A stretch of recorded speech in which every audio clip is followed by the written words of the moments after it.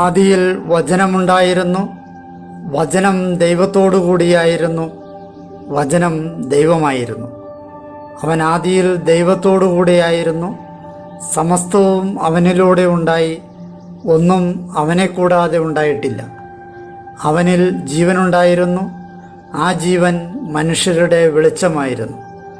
ആ വെളിച്ചം ഇരുളിൽ പ്രകാശിക്കുന്നു, അതിനെ കീഴടക്കുവാൻ ഇരുളിന് കഴിഞ്ഞില്ല. തൻ്റെ പ്രബോധനങ്ങളാൽ നമ്മെ ജ്ഞാനികളാക്കുന്ന സകലത്തിൻ്റെയും നാഥനായ ദൈവം വാഴ്ത്തപ്പെട്ടവനാകട്ടെ. ഞങ്ങളുടെ കർത്താവായ ദൈവമേ, അങ്ങയുടെ ജീവദായകവും ദൈവീകവുമായ തിരുവചനങ്ങളുടെ മധുരസ്വരം ശ്രവിക്കുന്നതിനും ഗ്രഹിക്കുന്നതിനും ഞങ്ങളുടെ ബുദ്ധിയെ പ്രകാശിപ്പിക്കണമേ. അങ്ങയുടെ വിശുദ്ധമായ പ്രബോധനത്താൽ ഞങ്ങളെ ജ്ഞാനികളാക്കണമേ. ഞങ്ങളുടെ ഇരുളടഞ്ഞ ജീവിതത്തെ അങ്ങയുടെ വചന വെളിച്ചത്താൽ പ്രകാശിപ്പിക്കണമേ. അങ്ങയുടെ വചനങ്ങളാൽ ഞങ്ങളുടെ മനസ്സിനെ ജ്വലിപ്പിക്കണമേ. ആമേൻ. 36-ാം ദിവസം മന്ന വർഷിക്കുന്നു. ഇന്നേ ദിവസം നമ്മൾ പുറപ്പാടിൻ്റെ പുസ്തകം 15-ാം അധ്യായവും 16-ാം അധ്യായവും, ലേവ്യരുടെ പുസ്തകം 11-ാം അധ്യായം, സങ്കീർത്തനങ്ങൾ 71 എന്നിവ വായിക്കുന്നു. കർത്താവിൻ്റെ മഹാഭുജത്തിൻ്റെ ശക്തിയാൽ ചെങ്കടൽ കടന്ന മോശയും ഇസ്രായേല്യരും ആലപിക്കുന്ന ഗാനവും, മിരിയാമിൻ്റെ കീർത്തനവും, മാറായിലെ കയ്പുജലം മധുരമുള്ളതാകുന്നതും, മന്നായും കാടപ്പക്ഷിയും വർഷിച്ച് ഇസ്രായേല്യരുടെ പരാതി പരിഹരിക്കുന്നതും നാം ഇന്നേ ദിവസം ശ്രവിക്കുന്നു. ഭൂമിയിലെ സകല ജീവികളിലും നിന്ന് ഭക്ഷിക്കാവുന്നവയും വർജിക്കേണ്ടവയും ലേവ്യരുടെ പുസ്തകത്തിൽ നിന്ന് നാം വായിക്കുന്നു. പുറപ്പാടിൻ്റെ പുസ്തകം 15-ാം അധ്യായം. ഇസ്രായേലിൻ്റെ സമുദ്രകീർത്തനം. ആ സമയം മോശയും ഇസ്രായേല്യരും ഇപ്രകാരം പറഞ്ഞുകൊണ്ട് കർത്താവിനായി ഈ ഗാനം ആലപിച്ചു. കർത്താവിനായി ഞാൻ പാടും, എന്തെന്നാൽ അവിടുന്ന് മഹോന്നതനായിരിക്കുന്നു. കുതിരയെയും കുതിരക്കാരനെയും അവിടുന്ന് കടലിലെറിഞ്ഞു. എൻ്റെ ശക്തിയും ഗാനവും കർത്തനാകുന്നു. അവിടുന്ന് എനിക്ക് രക്ഷയായി ഭവിച്ചിരിക്കുന്നു. ഇതാണെൻ്റെ ദൈവം, ഞാൻ അവിടുത്തെ സ്തുതിക്കും. എൻ്റെ പിതാവിൻ്റെ ദൈവം, ഞാൻ അവിടുത്തെ പുകഴ്ത്തും. കർത്താവ് യോദ്ധാവാകുന്നു, കർത്താവ് എന്നാകുന്നു അവിടുത്തെ നാമം. ഫറവോയുടെ രഥങ്ങളെയും സൈന്യത്തെയും അവിടുന്ന് കടലിലെറിഞ്ഞു. അവൻ്റെ തിരഞ്ഞെടുക്കപ്പെട്ട സേനാനായകർ ചെങ്കടലിൽ ആഴ്ന്നു. ആഴങ്ങൾ അവരെ മൂടി, അവർ കല്ലുപോലെ അഗാധങ്ങളിലേക്ക് താണു. കർത്താവെ, അങ്ങയുടെ വലത്തുകൈ ശക്തി പൂണ്ടിരിക്കുന്നു. കർത്താവെ, അങ്ങയുടെ വലത്തുകൈ ശത്രുവിനെ ചിതറിച്ചിരിക്കുന്നു. അങ്ങയുടെ ഔന്നത്യത്തിൻ്റെ ശ്രേഷ്ഠതയാൽ അങ്ങ് പ്രതിയോഗികളെ നിലം പരിശാക്കുന്നു. അങ്ങയുടെ കോപാഗ്നി അങ്ങ് അയക്കുന്നു, അത് അവരെ കച്ചി പോലെ വിഴുങ്ങുന്നു. അങ്ങയുടെ നിശ്വാസത്താൽ ജലം ഉയർന്നു പൊങ്ങി, പ്രവാഹങ്ങൾ അണക്കെട്ടുപോലെ നിലയുറപ്പിച്ചു. കടലിൻ്റെ അന്തരാളത്തിൽ ആഴങ്ങൾ ഘനീഭവിച്ചു. ശത്രു പറഞ്ഞു, ഞാൻ പിന്തുടരും, മുന്നേറും, കൊള്ളവസ്തു പങ്കുവയ്ക്കും. എൻ്റെ അഭിലാഷം അവരെ കവിഞ്ഞൊഴുകും. ഞാൻ എൻ്റെ വാൾ ഊരും, എൻ്റെ കരം അവരെ സ്വന്തമാക്കും. അങ്ങയുടെ കാറ്റുകൊണ്ട് അങ്ങ് വീശി കടൽ അവരെ മൂടി. ആഴക്കയത്തിൽ ഈയം പോലെ അവർ ആണ്ടു. കർത്താവെ, ദേവന്മാരിൽ അങ്ങേക്ക് തുല്യനായി ആരുണ്ട്? വിശുദ്ധിയിൽ പ്രശോഭിതനും സ്തുതികളിൽ ഭീതിതനും വിസ്മയം പ്രവർത്തിക്കുന്നവനുമായ അങ്ങേക്ക് തുല്യനായി ആരുണ്ട്? അങ്ങ് വലത്തുകൈ നീട്ടി ഭൂമി അവരെ വിഴുങ്ങി. അങ്ങ് വീണ്ടെടുത്ത ഈ ജനത്തെ കാരുണ്യത്തോടെ അങ്ങ് നയിച്ചു. അങ്ങേ വിശുദ്ധിയുടെ വസതിയിലേക്ക് അങ്ങേ ശക്തിയാൽ അങ്ങ് ആനയിച്ചു. ജനങ്ങൾ അത് കേട്ട് വിറകൊണ്ടു. ഫിലിസ്തീയ നിവാസികളെ ആകുലത ഗ്രസിച്ചു. ഏദോം പ്രഭുക്കന്മാർ തീർത്തും പരിഭ്രാന്തരായി. മോവാബിൻ്റെ ശക്തന്മാരെ വിറയൽ ഗ്രസിച്ചു. കാനാൻ നിവാസികളാകെ ഉരുകിപ്പോയി. ഭീതിയും പരിഭ്രാന്തിയും അവരുടെ മേൽ നിപതിച്ചു. അങ്ങയുടെ ഭുജവലുപ്പത്താൽ അവർ ശിലാതുല്യം നിശ്ചലരായി. കർത്താവെ, അങ്ങയുടെ ജനം കടന്നു പോകുന്നതുവരെ, അങ്ങ് വിലയ്ക്ക് വാങ്ങിയ ഈ ജനം കടന്നു പോകുന്നതുവരെ. കർത്താവെ, അങ്ങയുടെ അവകാശമായ മലയിൽ അങ്ങ് അവരെ കൊണ്ടുവന്ന് നട്ടുപിടിപ്പിക്കും. അങ്ങേക്ക് വസിക്കാനായി അങ്ങൊരു മാളിക നിർമ്മിക്കും. എൻ്റെ നാഥ, അങ്ങയുടെ കരങ്ങൾ ഒരു വിശുദ്ധ നിവാസം സ്ഥാപിക്കും. കർത്താവ് എപ്പോഴും എന്നേക്കും രാജാവായിരിക്കും. തേരോടും കുതിരപ്പടയാളികളോടുമൊപ്പം ഫറവോയുടെ കുതിര കടലിലെത്തിയപ്പോൾ കർത്താവ് കടൽ വെള്ളം അവരുടെ മേൽ തിരികെ പായിച്ചു. ഇസ്രായേല്യരാകട്ടെ കടലിന് നടുവെ ഉണങ്ങിയ നിലത്ത് നടന്നു. അപ്പോൾ അഹ്റോൻ്റെ സഹോദരിയായ മിരിയാം പ്രവാചിക തൻ്റെ കയ്യിൽ തപ്പെടുത്തു. അവളുടെ പിന്നാലെ തപ്പുകളോടെയും നൃത്തങ്ങളോടെയും സ്ത്രീകളെല്ലാവരും പുറപ്പെട്ടു. മിരിയാം അവർക്ക് പാടിക്കൊടുത്തു. കർത്താവിനായി നിങ്ങൾ പാടുവിൻ, എന്തെന്നാൽ അവിടുന്ന് മഹോന്നതനായിരിക്കുന്നു. കുതിരയെയും കുതിരക്കാരനെയും അവിടുന്ന് കടലിലെറിഞ്ഞു. മാറ ഏലീം താവളങ്ങൾ. ചെങ്കടലിൽ നിന്ന് മോശ ഇസ്രായേൽക്കാരെ മുമ്പോട്ട് നയിച്ചു. അവർ ഷൂർ മരുഭൂമിയിലേക്കും പുറപ്പെട്ടു. മരുഭൂമിയിൽ 3 ദിവസം നടന്നിട്ടും അവർ വെള്ളം കണ്ടെത്തിയില്ല. അവർ മാറായിൽ വന്നെത്തി. മാറായിലെ വെള്ളം കയ്പുള്ളതായിരുന്നതിനാൽ അവർക്കത് കുടിക്കാൻ കഴിഞ്ഞില്ല. അതുകൊണ്ടാണ് അതിന് മാറ എന്ന് പേര് വിളിക്കുന്നത്. അപ്പോൾ ഞങ്ങൾ എന്തു കുടിക്കും എന്ന് പറഞ്ഞുകൊണ്ട് ജനം മോശയ്ക്കെതിരെ പിറുപിറുത്തു. അവർ കർത്താവിനോട് നിലവിളിച്ചു. കർത്താവ് അവനെ ഒരു മരം ചൂണ്ടിക്കാണിച്ചു. അവൻ അത് വെള്ളത്തിലിട്ടപ്പോൾ വെള്ളം മധുരിച്ചു. അവിടുന്ന് അവനു വേണ്ടി ഒരു ചട്ടവും ന്യായപ്രമാണവും അവിടെ വെച്ച് വ്യവസ്ഥ ചെയ്തു. അവിടുന്ന് അവനെ പരിശീലിപ്പിച്ചു. അവിടുന്ന് അരുളി ചെയ്തു, നീ നിൻ്റെ ദൈവമായ കർത്താവിൻ്റെ സ്വരം ശ്രദ്ധാപൂർവം കേൾക്കുകയും അവിടുത്തെ ദൃഷ്ടികളിൽ നേരായത് പ്രവർത്തിക്കുകയും അവിടുത്തെ കൽപ്പനകൾക്ക് ചെവി കൊടുക്കുകയും അവിടുത്തെ ചട്ടങ്ങളെല്ലാം കാത്തുപരിപാലിക്കുകയും ചെയ്താൽ ഈജിപ്തുകാരുടെ മേൽ ഞാൻ വരുത്തിയ വ്യാധിയൊന്നും നിൻ്റെ മേൽ വരുത്തുകയില്ല. എന്തെന്നാൽ നിന്നെ സുഖപ്പെടുത്തുന്ന ഞാനാണ് കർത്താവ്. പിന്നീട് അവർ എലീമിലേക്ക് വന്നെത്തി. അവിടെ 12 നീരുറവുകളും 70 ഈന്തപ്പനകളും ഉണ്ടായിരുന്നു. അവിടെ ജലാശയത്തിങ്കൽ അവർ പാളയമടിച്ചു. പുറപ്പാടിൻ്റെ പുസ്തകം 16-ാം അധ്യായം. മന്നായും കാടപ്പക്ഷിയും. ഏലിമിൽ നിന്ന് നീങ്ങിയ ഇസ്രായേല്യ സമൂഹം മുഴുവൻ ഈജിപ്ത് നാട്ടിൽ നിന്ന് തങ്ങൾ പുറപ്പെട്ടതിൻ്റെ 2-ാം മാസം 15-ാം തീയതി ഏലിമിനും സീനായ്ക്കുമിടയിലുള്ള സീൻ മരുഭൂമിയിലെത്തി. മരുഭൂമിയിൽ വെച്ച് ഇസ്രായേല്യ സമൂഹം ഒന്നടങ്കം മോശയ്ക്കും അഹ്റോനുമെതിരെ പിറുപിറുത്തു. ഇസ്രായേല്യർ അവരോട് പറഞ്ഞു, ഈജിപ്തിൽ ഇറച്ചിപ്പാത്രത്തിനടുത്തിരുന്ന് തൃപ്തിയാവോളം അപ്പം ഭക്ഷിക്കവേ കർത്താവിൻ്റെ കരത്താൽ എങ്ങനെയെങ്കിലും ഞങ്ങൾ മരിച്ചിരുന്നെങ്കിൽ. എന്തെന്നാൽ ഞങ്ങളുടെ ഈ കൂട്ടം മുഴുവനെയും പട്ടിണി കൊണ്ട് കൊല്ലാനാണ് ഈ മരുഭൂമിയിലേക്ക് നിങ്ങൾ കൊണ്ടുവന്നിരിക്കുന്നത്. കർത്താവ് മോശയോട് പറഞ്ഞു, ഇതാ ഞാൻ നിങ്ങൾക്കായി ആകാശത്തിൽ നിന്ന് അപ്പം വർഷിക്കും. ജനം പുറത്തിറങ്ങി ഓരോ ദിവസത്തേക്കുമുള്ളത് അതത് ദിവസം അവർ ശേഖരിക്കട്ടെ. അങ്ങനെ ഞാൻ അവർ എൻ്റെ നിയമത്തിൽ വ്യാപരിക്കുമോ ഇല്ലയോ എന്ന് പരീക്ഷിക്കും. 6-ാം ദിവസമാകട്ടെ അവർ കൊണ്ടുവരുന്നത് തയ്യാറാക്കുമ്പോൾ അത് ദിനംപ്രതി അവർ ശേഖരിക്കുന്നതിൻ്റെ 2 മടങ്ങാകും. മോശയും അഹ്റോനും എല്ലാ ഇസ്രായേല്യരോടുമായി പറഞ്ഞു, കർത്താവാണ് ഈജിപ്ത് ദേശത്ത് നിന്ന് നിങ്ങളെ പുറത്തു കൊണ്ടുവന്നതെന്ന് സന്ധ്യയ്ക്ക് നിങ്ങളറിയും. പ്രഭാതത്തിലാകട്ടെ കർത്താവിനെതിരെയുള്ള നിങ്ങളുടെ പിറുപിറുക്കലുകൾ അവിടുന്ന് കേട്ടിരിക്കുന്നതുകൊണ്ട് നിങ്ങൾ കർത്താവിൻ്റെ മഹത്വം ദർശിക്കും. നിങ്ങൾ ഞങ്ങൾക്കെതിരെ പിറുപിറുക്കാൻ മാത്രം ഞങ്ങൾ ആരാണ്? മോശ പറഞ്ഞു, അവിടുത്തേക്കെതിരെ നിങ്ങൾ നടത്തിയ പിറുപിറുപ്പുകൾ കർത്താവ് കേൾക്കുന്നതിലും നിങ്ങൾക്ക് ഭക്ഷിക്കാൻ വൈകുന്നേരം മാംസവും രാവിലെ വേണ്ടുവോളം അപ്പവും കർത്താവ് തരുന്നതിലും ഞങ്ങൾ ആരാണ്? എതിരെയല്ല നിങ്ങളുടെ പിറുപിറുപ്പുകൾ, മറിച്ച് കർത്താവിനെതിരെയാണ്. അനന്തരം മോശ അഹ്റോനോട് പറഞ്ഞു, ഇസ്രായേല്യ സമൂഹം മുഴുവനോടുമായി പറയുക, നിങ്ങൾ കർത്താവിൻ്റെ സന്നിധിയിലേക്ക് അടുത്തു വരുവിൻ. എന്തെന്നാൽ അവിടുന്ന് നിങ്ങളുടെ പിറുപിറുപ്പുകൾ കേട്ടിരിക്കുന്നു. അഹ്റോൻ ഇസ്രായേല്യ സമൂഹം മുഴുവനോടും സംസാരിക്കവേ അവർ മരുഭൂമിയിലേക്ക് മുഖം തിരിച്ചു. അപ്പോൾ അതാ കർത്താവിൻ്റെ മഹത്വം മേഘത്തിൽ പ്രത്യക്ഷമായി. കർത്താവ് മോശയോട് ഇപ്രകാരം വചിച്ചു, ഇസ്രായേല്യരുടെ പിറുപിറുപ്പുകൾ ഞാൻ കേട്ടു. നീ അവരോട് ഇപ്രകാരം സംസാരിക്കുക, സായം സന്ധ്യയ്ക്ക് നിങ്ങൾ മാംസം ഭക്ഷിക്കും, പ്രഭാതത്തിൽ നിങ്ങൾ അപ്പം കൊണ്ട് തൃപ്തി അടയും. ഞാനാണ് നിങ്ങളുടെ ദൈവമായ കർത്താവ് എന്ന് അപ്പോൾ നിങ്ങൾ അറിയും.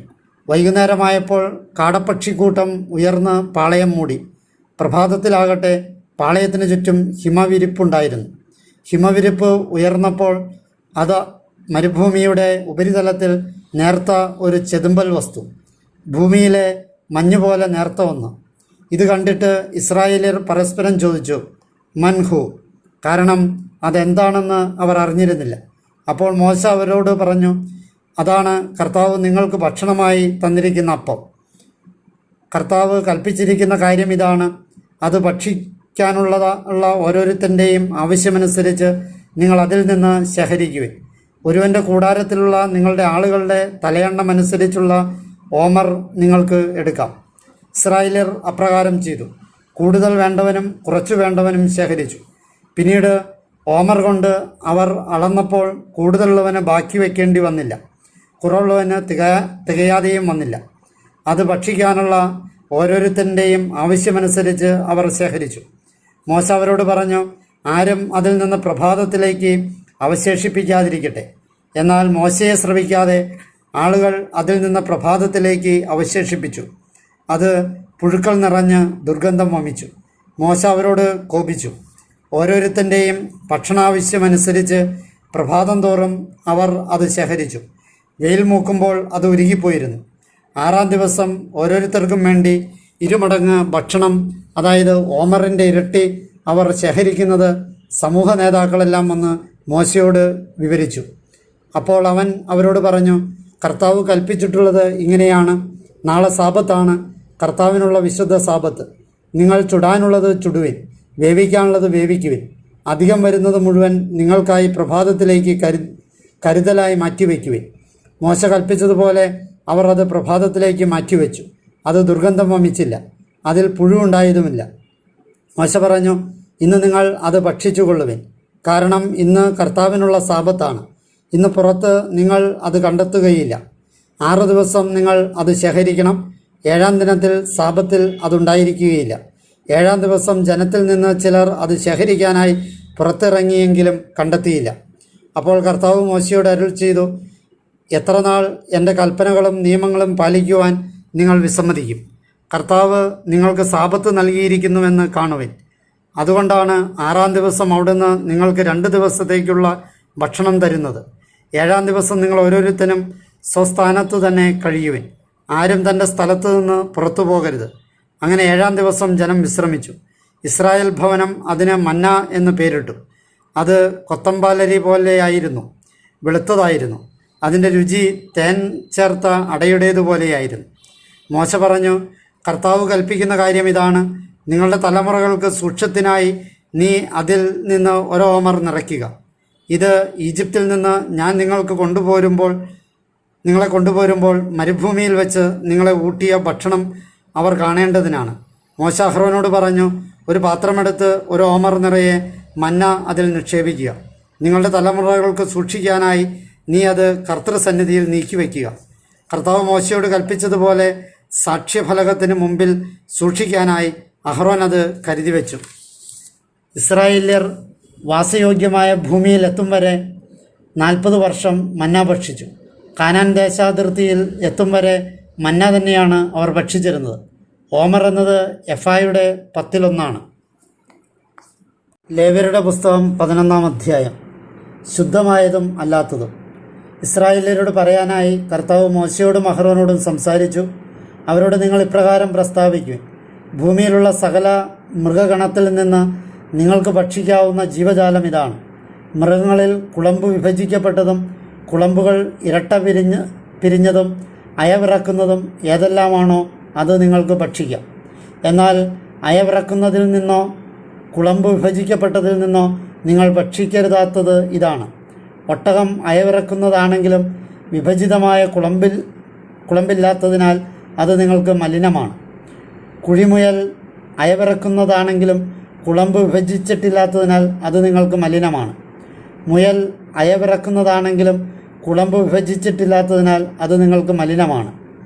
പന്നി കുളമ്പ് വിഭജിക്കപ്പെട്ടതും കുളമ്പ് ഇരട്ട പിരിഞ്ഞതുമാണെങ്കിലും അയവിറക്കുന്നില്ല, അത് നിങ്ങൾക്ക് മലിനമാണ്. അവയുടെ മാംസത്തിൽ നിന്ന് നിങ്ങൾ ഭക്ഷിക്കരുത്. അവയുടെ പിണത്തിൽ തൊടുകയുമരുത്, അവ നിങ്ങൾക്ക് മലിനമാണ്. ജലത്തിലുള്ള എല്ലാറ്റിലും നിന്ന് നിങ്ങൾക്ക് ഭക്ഷിക്കാവുന്നവ ഇതാണ്. ചിറകും ചിതമ്പലുമുള്ളതായ കടലിലെയും അരുവികളിലെയും ജലത്തിലുള്ളതെല്ലാം നിങ്ങൾക്ക് ഭക്ഷിക്കാം. സകല ജലചാരി വൃന്ദത്തിൽ നിന്നും ജലത്തിലുള്ള സകല ജീവജാലത്തിൽ നിന്നും ചിറകും ചിതമ്പലുമില്ലാതെ കടലിലെയും അരുവികളിലെയും ജലത്തിലുള്ള സകലതും നിങ്ങൾക്ക് വർജ്യമാണ്. അവ നിങ്ങൾക്ക് വർജ്യമായിരിക്കട്ടെ. അവയുടെ മാംസത്തിൽ നിന്ന് നിങ്ങൾ ഭക്ഷിക്കരുത്. അവയുടെ പിണം നിങ്ങൾ വർജിക്കണം. ചിറകും ചിതമ്പലുമില്ലാത്തതായി ജലത്തിലുള്ള സകലതും നിങ്ങൾക്ക് വർജ്യമാണ്. പക്ഷിവർഗത്തിൽ നിന്ന് നിങ്ങൾ വർജിക്കേണ്ടവ ഇവയാണ്. അവ ഭക്ഷിക്കപ്പെടരുത്. വർജ്യമായവ കഴുകൻ, ചെമ്പരുന്ത്, കരിമ്പരുന്ത്, പരുന്ത്, പ്രാപ്പിടിയൻ അതിൻ്റെ ഇനമനുസരിച്ച്, കാക്കയെല്ലാം അതിൻ്റെ ഇനമനുസരിച്ച്, ഒട്ടകപക്ഷിപ്പിട, ഒട്ടകപക്ഷിപ്പൂവൻ, കടൽപ്പാത്ത, പാത്ത അതിൻ്റെ ഇനമനുസരിച്ച്, മൂങ്ങ, നീർക്കാക്ക, കൂമൻ, അരയന്നം, ഞാറപ്പക്ഷി, കരിങ്കഴുകൻ, എരണ്ടക്കൊക്ക് അതിൻ്റെ ഇനമനുസരിച്ച്, കാട്ടുകോഴി, കരിച്ചീർ, നരിച്ചീർ എന്നിവയാണ്. ചതുഷ്പദചാരികളായ ചിറകുള്ള കീടങ്ങളെല്ലാം നിങ്ങൾക്ക് വർജ്യമാണ്. എന്നാൽ ചതുഷ്പദചാരികളായ ചിറകുള്ള കീടങ്ങളിൽ നിന്നെല്ലാം നിലത്ത് കുതിച്ചു ചാടാനുതകും വിധം അതിൻ്റെ പാദങ്ങൾക്ക് മുകളിലേക്ക് കാൽവണ്ണകളില്ലാത്തതിനെ നിങ്ങൾക്ക് ഭക്ഷിക്കാം. അവയിൽ നിന്ന് നിങ്ങൾക്ക് ഭക്ഷിക്കാവുന്നത് ഇവയാണ്: വെട്ടുക്കിളിയെ അതിൻ്റെ ഇനമനുസരിച്ച്, പച്ചക്കുതിരയെ അതിൻ്റെ ഇനമനുസരിച്ച്, വിട്ടിലിനെ അതിൻ്റെ ഇനമനുസരിച്ച്, പുൽച്ചാടിയെ അതിൻ്റെ ഇനമനുസരിച്ച്. നാലുകാലുള്ള മറ്റെല്ലാ ചിറകുള്ള കീടങ്ങളും നിങ്ങൾക്ക് വർജ്യമാണ്. ഇവ മൂലം നിങ്ങൾ മലിനപ്പെടും. ഇവയുടെ പിണം തൊടുന്ന ആരും സായാഹ്നം വരെ മലിനനായിരിക്കും. അവയുടെ പിണം ചുമക്കുന്ന ആരും തൻ്റെ വസ്ത്രങ്ങൾ കഴുകണം. അവൻ സന്ധ്യ വരെ മലിനനായിരിക്കും. കുളമ്പ് വിഭജിക്കപ്പെട്ടതാണെങ്കിലും കുളമ്പുകൾ ഇരട്ട വിരിഞ്ഞതല്ലാത്തതും അയവിറക്കാത്തതുമായ എല്ലാ മൃഗങ്ങളും നിങ്ങളെ സംബന്ധിച്ച് മാലിന്യമുള്ളവയാണ്. അവയെ തൊടുന്ന ആരും മലിനനാകും. ചതുഷ്പദചാരിയായ ഏത് ജീവിഗണത്തിലും സ്വന്തം കൈപ്പടത്തിന്മേൽ നടക്കുന്നതെല്ലാം നിങ്ങൾക്ക് മലിനമായിരിക്കും. അവയുടെ പിണം തൊടുന്ന ആരും സന്ധ്യ വരെ മലിനനായിരിക്കും. അവയുടെ പിണം ചുമക്കുന്നവൻ തൻ്റെ വസ്ത്രങ്ങൾ കഴുകണം. സന്ധ്യ വരെ അവൻ മലിനനായിരിക്കും. അവ നിങ്ങൾക്ക് മലിനമാണ്. ഭൂമിയിൽ ഇഴയുന്ന ഉരകവർഗത്തിൽ നിങ്ങൾക്ക് മലിനമായതിതാണ്: കീരി, എലി, ഉടുമ്പ് അതിൻ്റെ ഇനമനുസരിച്ച്, പല്ലി, ചുമർപ്പല്ലി, മണൽപ്പല്ലി, അരണ, ഓന്ത് എന്നിവ. സകല ഇഴജന്തുവർഗത്തിലും ഇവ നിങ്ങൾക്ക് മലിനമായിരിക്കും. അവ ചാകുമ്പോൾ നിങ്ങളുടെ മേൽ തൊടുന്ന ആരും സന്ധ്യ വരെ മലിനനായിരിക്കും. അവ ചാകുമ്പോൾ അവയിലൊന്ന് ഏതിൻ്റെ മേൽ നിപതിക്കുന്നുവോ അത് മലിനമാകും. തടിയുപകരണമേതും ഉൾപ്പെടെ വസ്ത്രമോ തുകലോ ചാക്കോ പണിക്കുപയോഗിക്കുന്ന ഉപകരണമേതുമോ ആകട്ടെ അത് വെള്ളത്തിലിടണം. സന്ധ്യ വരെ അത് മലിനമായിരിക്കും. പിന്നെ അത് ശുദ്ധമാണ്. അവയിലൊന്ന് ഏതെങ്കിലും മൺപാത്രത്തിനുള്ളിൽ നിപതിച്ചാൽ ഉള്ളവ മുഴുവൻ മലിനമായിരിക്കും. അത് നിങ്ങൾ ഉടച്ചു കളയണം. വെള്ളം ഭക്ഷ്യയോഗ്യമായ ഏതെങ്കിലും ഭക്ഷണത്തിൽ തെറിച്ചാൽ അത് മലിനമാകും. ഏത് പാത്രത്തിലുമുള്ള പാനയോഗ്യമായ ഏത് പാനീയവും മലിനമാകും. അവയുടെ പിണത്തിൽ നിന്ന് എന്തിൻ്റെ മേലെങ്കിലും വീണാൽ അത് മലിനമാകും. അടുപ്പും വറചട്ടിയും തകർക്കപ്പെടണം. അവ മലിനമാണ്. അവ നിങ്ങൾക്ക് മലിനമായിരിക്കണം. അവയുടെ പിണത്തിൽ തൊടുന്നത് മലിനമാകുമെങ്കിലും അരുവിയിലും ജലസംഭരണിയായ കിണറും ശുദ്ധമായിരിക്കും. വിതയ്ക്കപ്പെടുന്ന ഏത് വിത്തിന്മേലും അവയുടെ പിണാംശം വീണാൽ തന്നെയും അത് ശുദ്ധമാണ്. എന്നാൽ വെള്ളം കൊണ്ട് വിത്ത് നനച്ചിരിക്കെ അതിന്മേൽ പിണാംശം പതിച്ചാൽ അത് നിങ്ങൾക്ക് മലിനമാണ്. നിങ്ങൾക്ക് ഭക്ഷണത്തിനായുള്ള മൃഗഗണത്തിൽ നിന്ന് ചത്തതിൻ്റെ ജഡത്തിൽ തൊടുന്നവൻ സന്ധ്യ വരെ മലിനനാണ്. അതിൻ്റെ ജഡത്തിൽ നിന്ന് ഭക്ഷിക്കുന്നവൻ തൻ്റെ വസ്ത്രങ്ങൾ കഴുകണം. അവൻ സന്ധ്യ വരെ മലിനനായിരിക്കും. ഭൂമിയിൽ ഇഴയുന്ന എല്ലാ ഉരകവും വർജ്യമാണ്. അത് ഭക്ഷിക്കപ്പെടരുത്.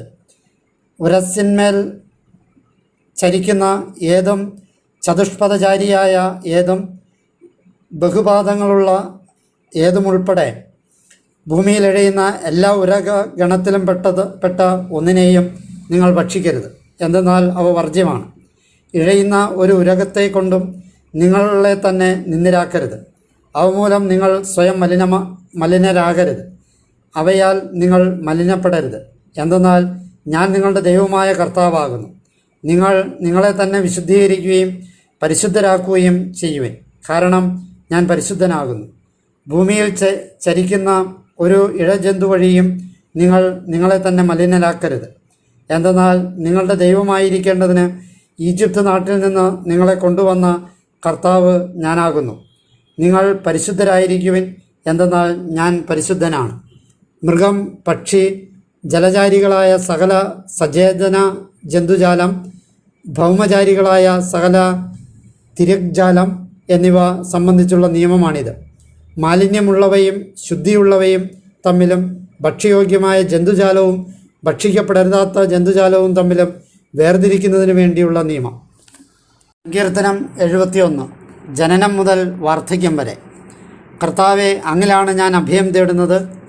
ഞാൻ ഒരിക്കലും ലജ്ജിക്കാതിരിക്കട്ടെ. അങ്ങേ നീതിയിൽ എന്നെ മോചിപ്പിക്കണമേ, രക്ഷപ്പെടുത്തുകയും ചെയ്യണമേ. എൻ്റെ നേർക്ക് അങ്ങയുടെ ചെവി ചായ്ക്കണമേ, എന്നെ രക്ഷിക്കണമേ. എനിക്കെപ്പോഴും വരാനായി അങ്ങ് വസതിയായ ഒരു പാറയാകണമേ. എന്നെ രക്ഷിക്കാൻ അങ്ങാണ് കൽപ്പിച്ചിട്ടുള്ളത്. അങ്ങാണല്ലോ എൻ്റെ ശിലയും ദുർഗവും. എൻ്റെ ദൈവമേ, ദുഷ്ടൻ്റെ കയ്യിൽ നിന്ന്, നീതികെട്ടവൻ്റെയും ക്രൂരൻ്റെയും പിടിയിൽ നിന്ന് എന്നെ വിടുവിക്കണമേ. നാഥനായ കർത്താവെ, അങ്ങാണല്ലോ എൻ്റെ പ്രത്യാശ, ചെറുപ്പം മുതൽ എൻ്റെ ആശ്രയം. ഗർഭാവസ്ഥ മുതൽ ഞാൻ അങ്ങയുടെ മേൽ ചാഞ്ഞിരുന്നു. എൻ്റെ അമ്മയുടെ ഉദരത്തിൽ നിന്ന് എന്നെ വേർപെടുത്തിയവൻ അങ്ങാണ്. അങ്ങാണ് എപ്പോഴും എൻ്റെ സ്തുതി വിഷയം. ഞാൻ പലർക്കും വിസ്മയമായിരുന്നു. അങ്ങാണ് എൻ്റെ ശക്തി സങ്കേതം. എൻ്റെ വായ് അങ്ങയുടെ സ്തുതി നിറഞ്ഞിരിക്കുന്നു. ദിവസം മുഴുവനും അങ്ങയുടെ മഹിമയും. വാർദ്ധക്യത്തിൻ്റെ കാലത്ത് എന്നെ തള്ളിക്കളയരുതേ. ബലം ക്ഷയിക്കുമ്പോൾ എന്നെ ഉപേക്ഷിക്കരുതേ. എന്തെന്നാൽ എൻ്റെ ശത്രുക്കൾ എന്നെപ്പറ്റി പറയുന്നു. എൻ്റെ ജീവൻ കാത്തിരിക്കുന്നവർ ഒന്നു ചേർന്ന് ആലോചിക്കുന്നു. അവർ പറയുന്നത്, ദൈവം അവനെ പരിത്യജിച്ചിരിക്കുന്നു, പിന്തുടർന്ന് അവനെ പിടികൂടുവിൻ, അവനെ മോചിപ്പിക്കാൻ ആരുമില്ല എന്നാണ്. ദൈവമേ, എന്നിൽ നിന്ന് അകന്നു നിൽക്കരുതേ. എൻ്റെ ദൈവമേ, എൻ്റെ സഹായത്തിന് വേഗം കൂട്ടണമേ. എൻ്റെ ജീവനെ എതിർക്കുന്നവർ ലജ്ജിക്കുകയും അന്ത്യമടയുകയും ചെയ്യട്ടെ. എൻ്റെ തിന്മ അന്വേഷിക്കുന്നവരെ നിന്ദനവും അപമാനവും മൂടട്ടെ. ഞാനോ എപ്പോഴും പ്രത്യാശിക്കും. എനിക്കുള്ള സ്തുതി മേൽക്കുമേൽ വർദ്ധിപ്പിക്കുകയും ചെയ്യും. വിശദാംശങ്ങൾ എനിക്ക് അജ്ഞാതമാണെങ്കിലും അങ്ങയുടെ നീതി, അങ്ങയുടെ രക്ഷ ദിവസം മുഴുവനും എൻ്റെ വായ് വിവരിക്കും. നാഥനായ കർത്താവിൻ്റെ വീരകൃത്യങ്ങളുമായി ഞാൻ വരുന്നു. ഞാൻ അങ്ങയുടെ മാത്രം നീതി പ്രകീർത്തിക്കും. ദൈവമേ, എൻ്റെ ചെറുപ്പം മുതൽ എന്നെ അങ്ങ് പഠിപ്പിച്ചു. ഇപ്പോൾ വരെ ഞാൻ അങ്ങയുടെ വിസ്മയനീയനായ പ്രവൃത്തികൾ വർണ്ണിക്കുന്നു. ദൈവമേ, ജരാനരകളിൽ എത്തിയ ഞാൻ തലമുറയോട് അങ്ങയുടെ കരുത്ത്, വരാനിരിക്കുന്ന എല്ലാവരോടും അങ്ങയുടെ വീരകൃത്യം വർണ്ണിക്കുന്നതുവരെ എന്നെ പരിത്യജിക്കരുതേ. ദൈവമേ, അങ്ങ് ചെയ്ത അങ്ങയുടെ നീതി വൻ കാര്യങ്ങളാണ്. ദൈവമേ, അങ്ങയെപ്പോലെ ആരുണ്ട്? ദാരുണമായ അനേകം കഷ്ടതകൾ അങ്ങനെ കാണിച്ചു. അങ്ങനെ പുനർജീവിപ്പിക്കും. ഭൂമിയുടെ ആഴങ്ങളിലേക്ക് അങ്ങനെ പുനരുദ്ധരിക്കും. അങ്ങൻ്റെ മഹാത്മ്യം വർദ്ധിപ്പിക്കും. എന്നെ പുനരാശ്വസിപ്പിക്കും. എൻ്റെ ദൈവമേ, ഞാനും അങ്ങയുടെ വിശ്വസ്തതയെ വീണാവാദ്യം കൊണ്ട് പുകഴ്ത്തും.